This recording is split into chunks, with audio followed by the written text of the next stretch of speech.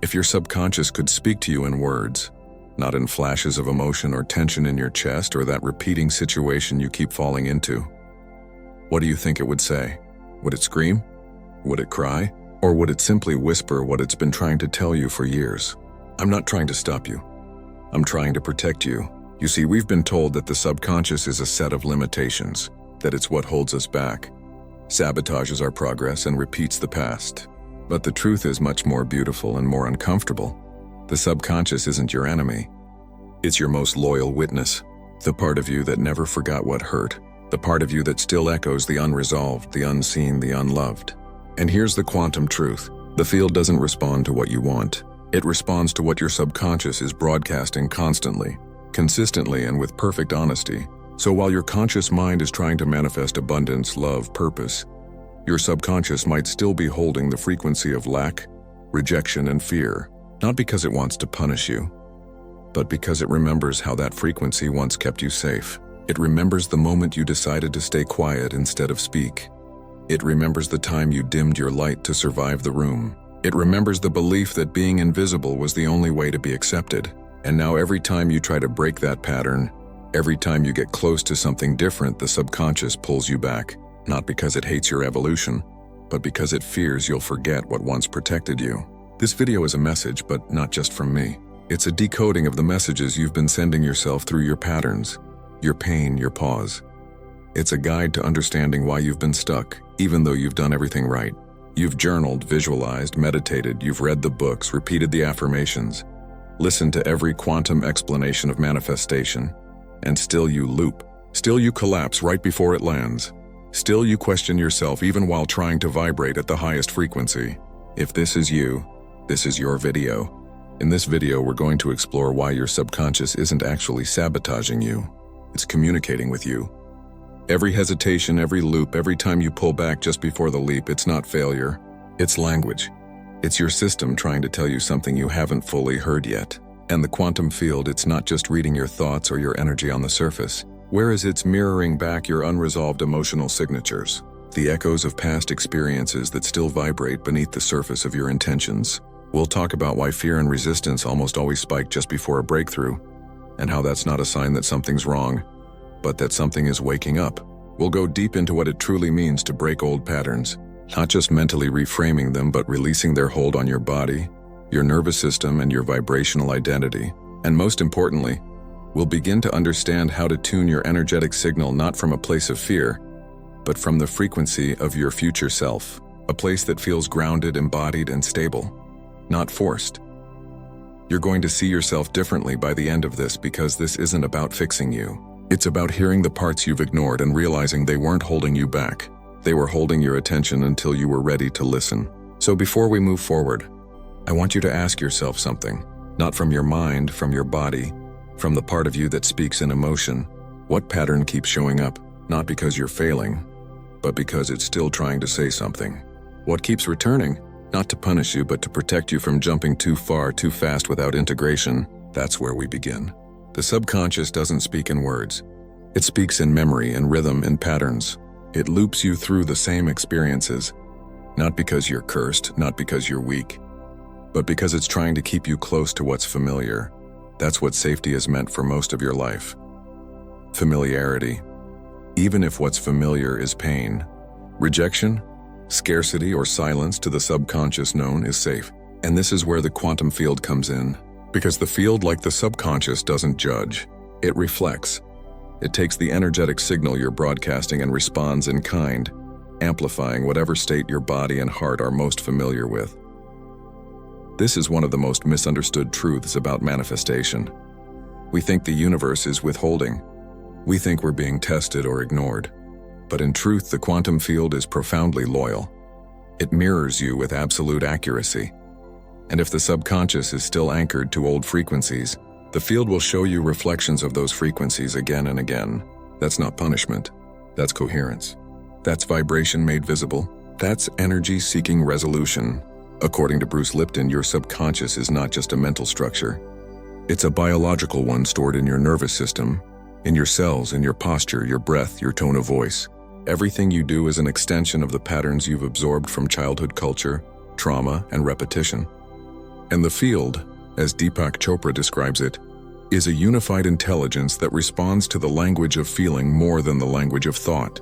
So when your body carries the vibration of abandonment, even if your mind is asking for love, the field feels the disconnect and echoes what's more deeply encoded. And yet none of this is permanent.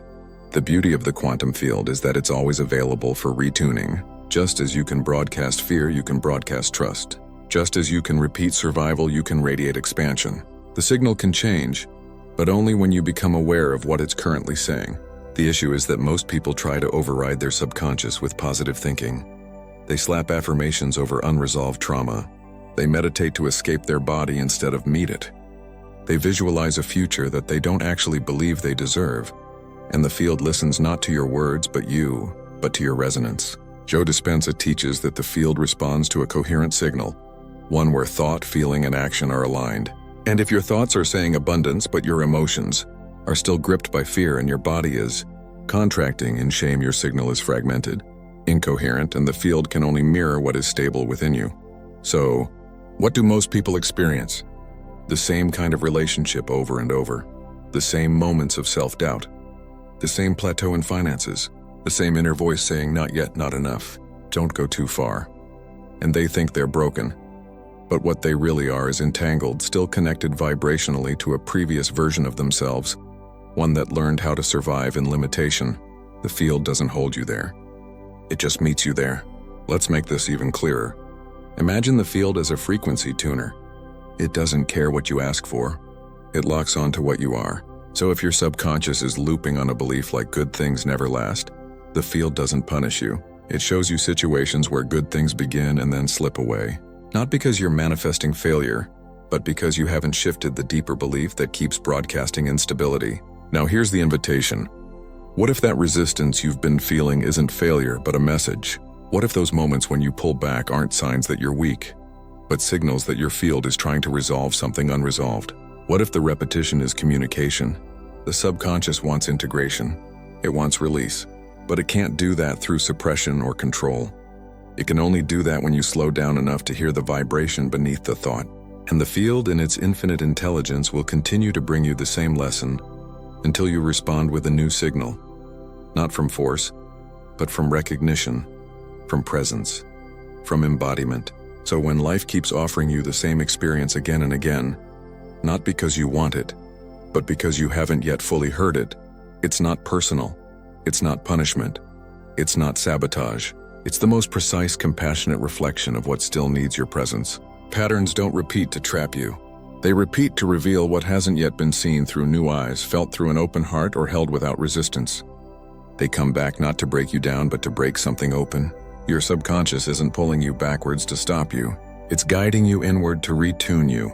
Because once the message is heard, not just by your mind, but by your entire field, you stop looping. The signal shifts. And when the signal shifts, so does your reality. There's a reason you feel the most fear, the most resistance, and the deepest doubt right before something finally changes. That intense internal contraction, that sudden wave of maybe I'm not ready, that's not weakness. It's a sign that your system is recalibrating.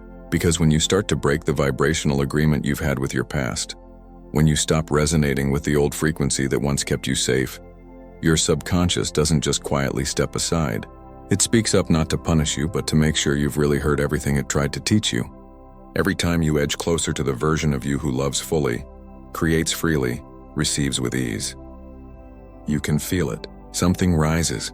The voice, the fear, the sensation in your chest that says, don't go there. It's not safe. That's not for you. And we often interpret that as a block. But what if that's not a block at all? What if that's the part of you that survived saying, are you sure we don't need this armor anymore? We live in a culture obsessed with forward motion, with high vibration, constant growth, breaking through, leveling up. But we forget that real transformation doesn't only come from speeding ahead. It comes from turning around and collecting the pieces of ourselves we abandoned to survive. Your subconscious isn't trying to recreate the past. It's trying to complete it. And that final emotional wave before your breakthrough, that's your body discharging the very frequency that held you in place for so long. This is where most people loop. They mistake this emotional spike as proof they're failing or regressing or that they're not aligned enough. So they backtrack. They re-enter the old relationship. They reattach to the old belief. they dim back down. And the loop continues. Not because they're not capable of shifting, but because they misread the final signal as a warning instead of a release. Think of it like a quantum echo. As you move away from the old vibration and toward the new, the old frequency doesn't just vanish. It reverberates. It calls out to you one last time, not to drag you back, but to ask, have you truly outgrown me? Or am I still part of your identity? And your answer isn't in your words. It's in what you choose next, in how you respond when everything in you wants to retreat to comfort. But something deeper in you knows that comfort is the cage. You're not just letting go of an external pattern. You're letting go of a version of you who built their world around that pattern. And grieving that version is part of the shift. Feeling the sadness, the hesitation, the shakiness of standing in new energy. That's not weakness. That's evidence that something real is happening. That your subconscious is being rewired, not just intellectually but emotionally. That you're releasing the frequency, not just the memory and the quantum field. It listens carefully in this moment because this is when your signal gets clearest. Not when you're chanting affirmations on a good day, but when you're in the middle of an old storm, and you choose consciously not to collapse into the past again. That moment of choice, small, quiet, internal, sends a surge through the field. It tells the universe, this time I'm not reacting. This time I'm choosing from who I'm becoming. And the field responds in kind. Not always instantly. Not always with fireworks, but with alignment, precision, and expansion that matches your new coherence. So if you're feeling shaky, if you've been spiraling, if things feel emotionally heavier than usual, you might not be breaking down. You might be breaking through because the subconscious doesn't surrender easily. It asks you to prove not with perfection but with presence that you're ready to live in a new frequency. And that proof isn't something you perform. It's something you embody. Now ask yourself, when I feel myself slipping back into the old story, what am I really being asked to listen to? What part of me is rising up not to punish but to be witnessed, to be honored, to be gently released? Because once you hear it clearly, it no longer has to repeat itself. The loop dissolves and you shift. The subconscious doesn't stop speaking just because we try to move on. It doesn't get quieter just because we've decided we're done with the past. In fact, the more you try to override it, the louder it becomes, not through words, but through emotion, through discomfort, through self-sabotage disguised as delay, doubt, or distraction. That's why healing isn't about shouting affirmations over the noise. It's about learning how to listen differently. Because underneath every recurring pattern is a question, and the moment you stop trying to fix it and instead start listening to it, everything begins to change. What if that doubt that hits you late at night isn't your enemy, but your younger self asking, will I still be loved if I succeed? What if that recurring resistance to receiving isn't because you're unworthy, but because a part of you still believes receiving means owing? What if the very things that keep you stuck are just stories waiting for acknowledgement? This is what Deepak Chopra refers to when he says that true transformation begins with awareness, not force. And it's echoed by Bruce Lipton when he reminds us that belief systems aren't just thoughts. They're biological imprints. They live in your nervous system, in your reactions, in your ability to stay still when discomfort arises. So if you want to change your outer world, it starts with how you meet your inner responses. The more you fight the resistance, the stronger it becomes. But when you meet it with presence, with breath, with awareness, and it softens because the subconscious is never screaming for change, it's whispering for connection.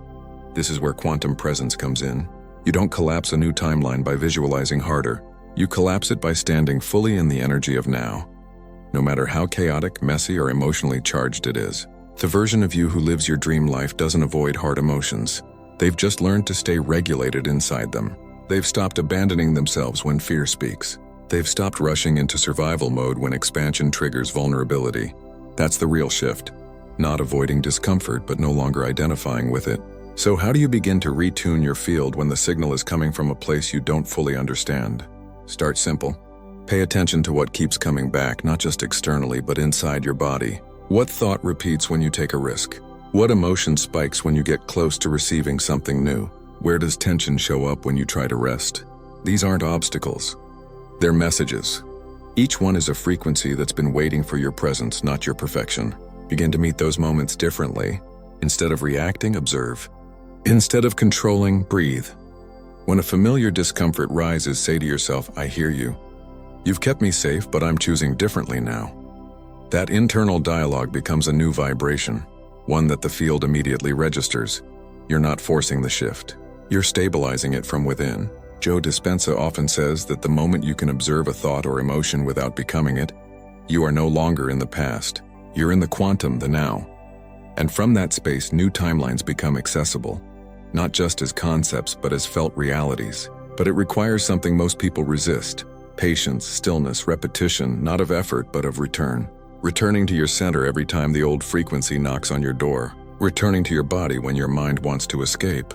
Returning to truth when old fear tries to dress itself up as logic. Now I want you to try something. Take a moment. Breathe slowly and ask yourself, what pattern keeps returning in my life? Not because I'm broken, but because it's asking to be broken consciously, lovingly, and with reverence. If a word comes to you in just one, let it stay with you. That word is your signal. That word is the vibration that's asking for your presence. Maybe it's control or worthiness or forgiveness or trust. There's no right answer, just honesty. And when you're ready, you can type that word in the comments. Not to prove anything, but to declare silently that you're listening now, that you're ready to meet the message underneath the noise. Not to fight it, but to finally integrate it. Because once you do, you're no longer reacting to the subconscious. You're responding with awareness, and that's when the field responds differently too.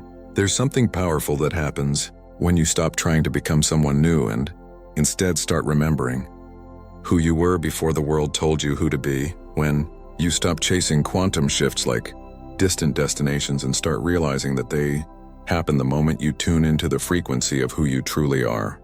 That's not poetic language, it's physics. Frequency precedes form. Emotion precedes outcome. Energy organizes matter. The version of you that you keep glimpsing in dreams, in brief moments of clarity, in flashes of inner knowing, that version isn't fictional. It's not aspirational. It exists now. The only thing that keeps you from living in that reality fully is the signal you're still sending out. And now you understand where that signal comes from. Not your vision board, not your conscious desires, but from the emotional code your subconscious has been running since. You were too young to know you had a choice. But you have a choice now. You can choose to hear those patterns differently. You can choose to let your nervous system settle even when the mind is spinning. You can choose to show up for yourself in moments when the old you would have collapsed, retreated, or shrunk. And each one of those choices is a declaration to the field. I'm ready to stop repeating. I'm ready to start resonating. You don't need to control the quantum field. You're not here to manipulate it or trick it into giving you what you want. That's not how this works. The field doesn't speak force. It speaks coherence. And the more coherent your energy becomes, the more your heart, your mind, your body, and your actions speak the same language. The more the field responds in ways that feel effortless, aligned, and real. But coherence doesn't come from pretending everything is fine. It comes from feeling what's real and staying grounded in the truth that you are still safe, still whole, still worthy even in the midst of uncertainty. That is what stabilizes your frequency. That's what creates the kind of inner resonance that the outer world can't help but reflect. And when the old patterns come knocking, because they will, you won't panic. You'll recognize them. You'll say, "Thank you for protecting me, but I don't live there anymore." And in that moment, something profound happens. Your subconscious no longer has to scream. The loop no longer has to repeat. The field no longer mirrors fear because the signal has changed because you've changed. You are the signal and the field is always listening. So the real question becomes, will you choose to tune to it fully, unapologetically, and consistently until it becomes the most natural thing in the world? Because when you do, the quantum responds. Drop a word in the comments that describes your next shift. It can be trust and flow, release, or anything that feels right. Your word becomes part of your signal. And if this touched you, hit subscribe. Let's keep growing together. Not from a place of force, but from a place of alignment, curiosity, and real connection. You're not alone in this. This space was created to help you remember what you've always known. You are energy. You are possibility. And you are the field in motion.